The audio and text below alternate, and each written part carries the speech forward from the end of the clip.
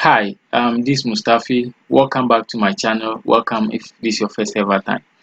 In today's video, I'm going to provide an introduction to SPSS.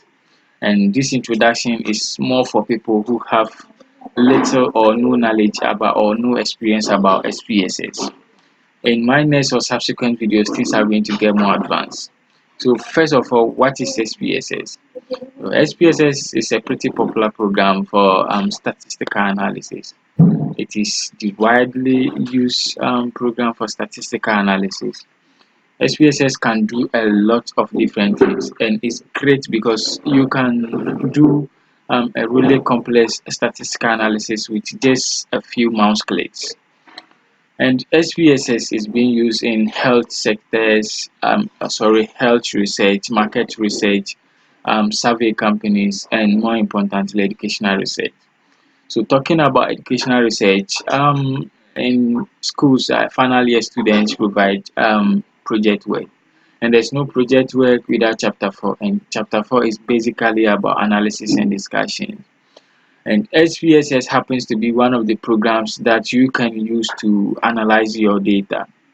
So you see, you don't need to be a statistician or having the ambition of becoming a statistician before you take a step and learning the introduction of SPSS.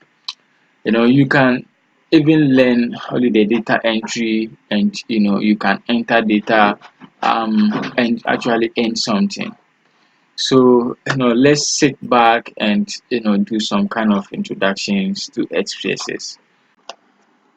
Okay, so it's pretty easy to run analysis in SPSS. However, your data has to be set up the right way in order to get the right output. So let's start from the basics. So SPSS has two view modes. We have the data view and then the variable view. So where we are right now is the data view. And then in the data view, you can see your data and also enter your data.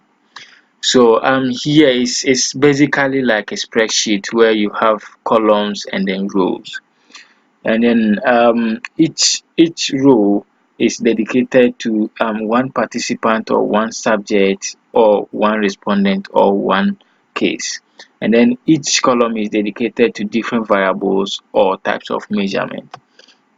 So now when you try to pop up a number in any cell, you see that that kind of variable kind of come to life. That variable kind of come to life.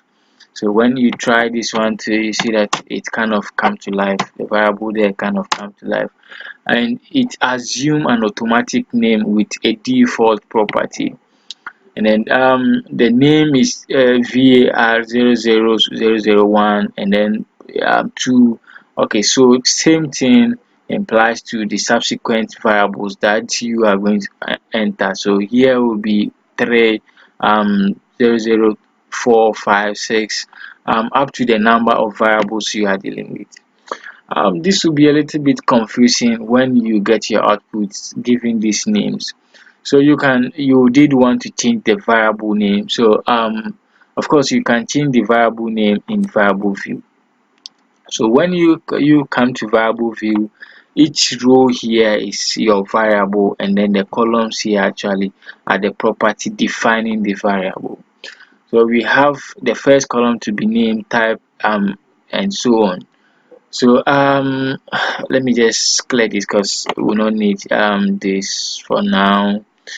Okay, so let's try to talk about the properties of the variable. So now you know the variable, you have the variable. Now we want to talk about the properties, how to set up the variable. So now you can change the variable name. Of course, you can change it to a more descriptive name, but it comes with some conditions. With the variable, sorry, with a variable name, it does not allow you to give a space in between the name.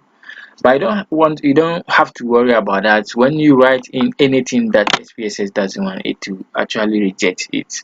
So when you write something like what's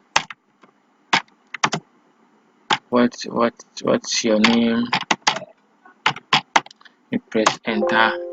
You see variable name contains an illegal character. So when you write something which does not conform to the conditions of SPSS, it will reject it.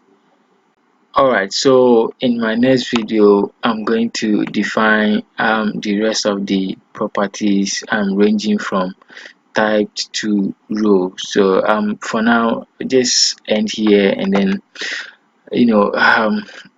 actually we are going to also try some data entry and then some descriptive analysis in the next video.